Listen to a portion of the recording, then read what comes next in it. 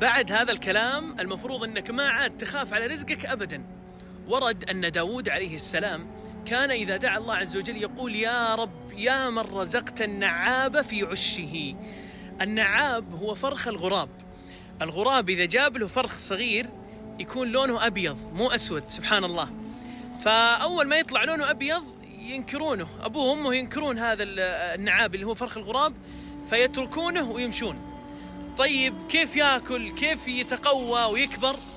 فيرسل الله عز وجل بكرمه ولطفه ومنته إلى هذا النعاب في عشه، النعاب الصغير الضعيف اللي ما يقدر يسوي شيء، يرسل إلين عشه نوع من أنواع الدود يحب ريحة منقار النعاب، فيجون إلى منقاره فيأكلهم النعاب، سبحان الله، هو جالس في مكانه حتى يكبر ويصير لونه أسود، فيتقبله ويألفه أبواه ثم يربيانه.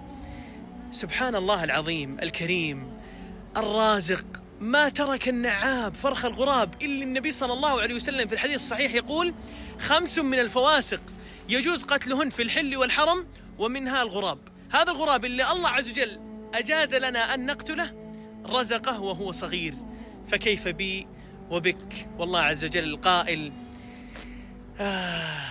ولقد كرمنا بني آدم وحملناهم في البر والبحر.